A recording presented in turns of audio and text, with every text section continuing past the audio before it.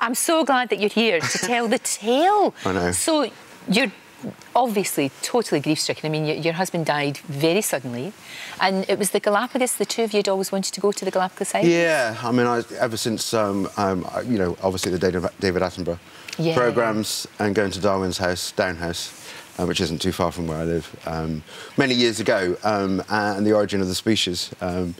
Yes, we were very interested in going. So I decided to kind of like, it's a sense of regaining your faith in life a little bit. Yeah, I understand.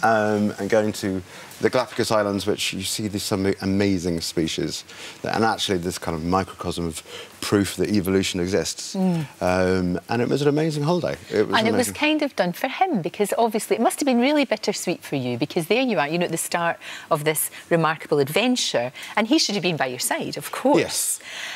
And when you... Now, it's just incredible, because shark attacks are quite rare there, aren't they? Yeah, they are. Yeah. It doesn't happen that often. So you were diving, just doing a dive? Just doing a snorkel. So it was the 5 days on a boat, 12-berth boat, with 16 other people from 21 to 71 years old, from all nations around the world. So we got on really well. Last 5 minutes of an excursion of the last 5-day trip. Jeez. So it was the last moment that we could be doing anything.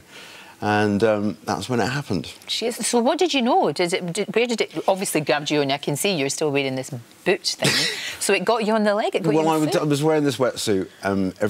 Everyone was taking the mickle out of me, saying that I looked like a sea lion with my flippers on, which may have been a contributory factor. Indeed. Yeah, I got out of the dinghy and was snorkeling over towards a sea lion pup, the cutest thing, with my GoPro. And then all of a sudden I felt this vice-like grip just suddenly bang around my foot. I wondered if it was one of my holiday friends, because I had teased them before by grabbing their foot as I do, and I thought it was far too hard. And then it pulled me and I went underwater, and I just flipped around and came face to face, no far away than I am from you, with this. Jeez, how big was it? 4 metres. Jeez. So... What do you do then? I mean, did you just freeze? What happens? What's going on in your head? Well, my foot was in its mouth. Jeez. And it was just all reaction. The anger that's been pent up for some time took over, and I just punched it and punched it and punched it until it let go. That is extraordinary. And I mean, when did it start? Did they haul you out of the water? Did they know what was going on? There was this amazing lady called Audrey. She from the Ivory Coast. She'd been diving many times. She saw it, just literally the aftermath. She saw my foot. I didn't see it at that point. Right. Okay. She pushed me onto the rocks, and she screamed at me, "Get your foot out of the water now!" Right. And that's when I pulled my foot out, and it looked like half of it was hanging off. Oh God. And I just screamed, "Help, help, help," as loud as I could. And I remember turning around, and this little sea lion pup sitting next to me, he looked more scared than I did. And that's when the dinghies came over and they wrapped my foot up in a towel, and I was hauled back onto our ship. But how far away was it from medical help? That's when I sat down, and the captain came down and said, "We're a 3-hour journey away." So that was a bit scary, because I didn't know if I was going to bleed out or not. Jeez. So how did you get help? Was there somebody there with some medical knowledge? There was again another amazing lady called Catherine. She suddenly announced that she was an A&E nurse.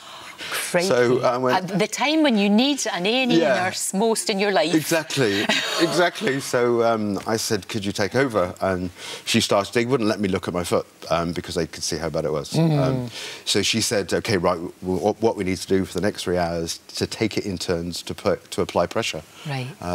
So that's what everyone did. So they just helped. They just apply pressure. Just didn't stop applying pressure the whole time. Well, she's a remarkable girl, is Catherine. Yeah. And do you know what? We just thought it might be quite nice for the two of you to see one another again. So she's here.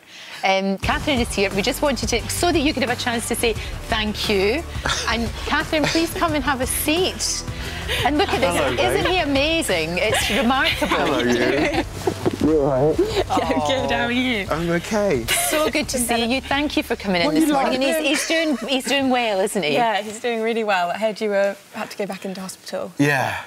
But you're out now, which is good. Yeah. not doing too badly. You kept that one quite well. Kept that one very quiet. Because you said that this, I mean, you know, obviously to lose somebody you've been married to for 10 years in such a way that you did, but this almost has made you want to live again, in a way?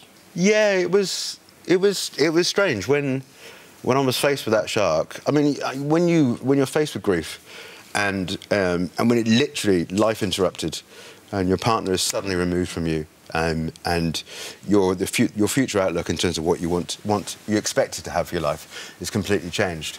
The best thing you should do is look after yourself, but you don't. You don't look after yourself, and I didn't. I could have looked after myself better.